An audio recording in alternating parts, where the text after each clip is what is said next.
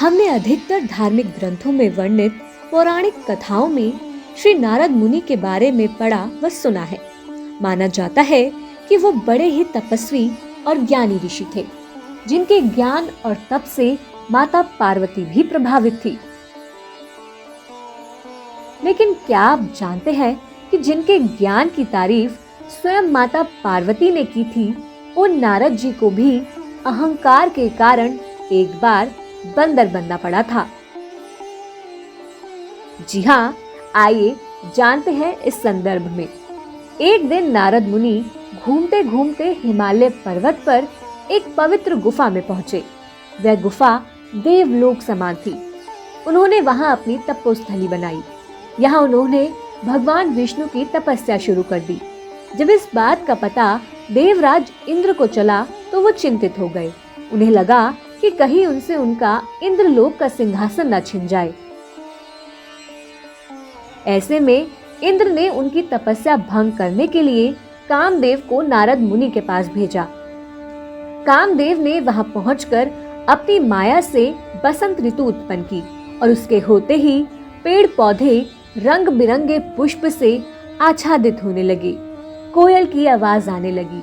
कामदेव ने नारद मुनि के पास अप्सराएं भी भेजी, लेकिन नारद मुनि की तपस्या में कोई विघ्न नहीं पड़ा। कामदेव को लगा कि कहीं उन्हें इस कृत्य के लिए नारद मुनि से श्राप न मिल जाए, इसलिए उन्होंने नारद मुनि से क्षमा मांग ली। कामदेव की माया से मुक्त रहने पर नारद मुनि को इस बात का अहंकार हो गया कि उन्होंने कामदेव पर विजय प्राप्त कर ली है। ऐसे में वह अपनी विजय का बखान करने श्री हरि के पास बैकुंठ पहुँचे और उन्हें पूरी घटना बताने लगे कि कैसे उन्होंने कामदेव को जीत लिया। श्री हरि विष्णु नारद जी के मन में आ चुके अहंकार को जान गए और उन्होंने अपने परम प्रिय नारद मुनि को अहंकार से मुक्त कराने का निश्चय किया। जब नारद जी बैकुंठ से लौट रहे थे तो रास्ते में उन्हें एक बहुत सुंदर और समृद्ध नगर दिखा, जिसमें बहुत बड़ा राजमहल था। यह नगर श्री हरि ने अपनी योग माया से निर्मित किया था। नारद मुनि अपनी धुन में होने के कारण कुछ समझ नहीं पाए और इस नगर के राजमहल में जा पहुंचे।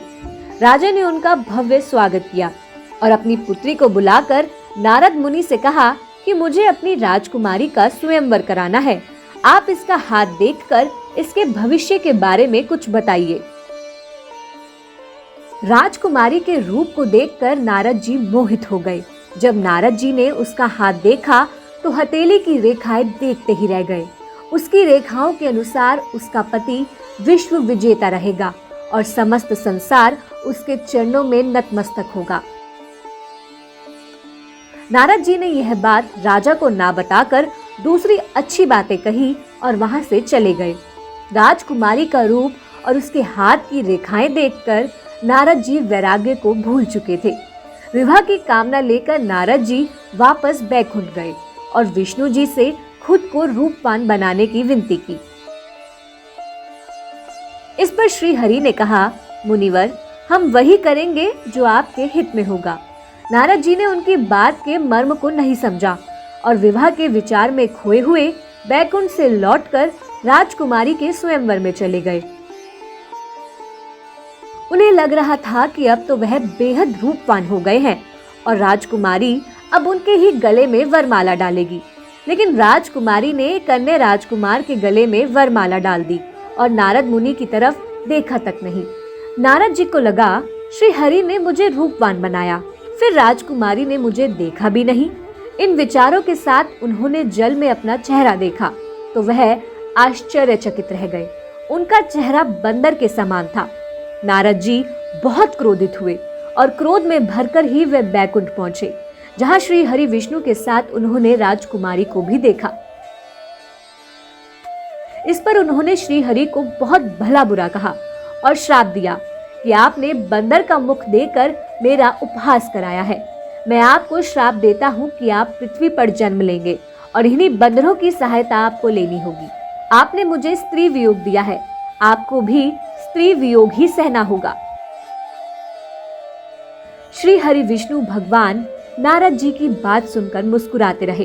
तभी राजकुमारी माता लक्ष्मी के रूप में समा गई।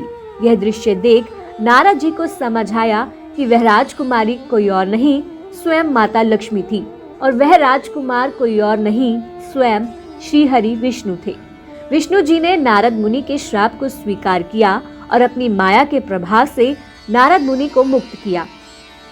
ज्ञान होने पर नारद मुनि भगवान से क्षमा मांगने लगे, लेकिन श्राप को वापस नहीं ले सकते थे। श्री हरि ने भी उनकी वाणी का मान रखा और श्री राम के रूप में अवतार लिया।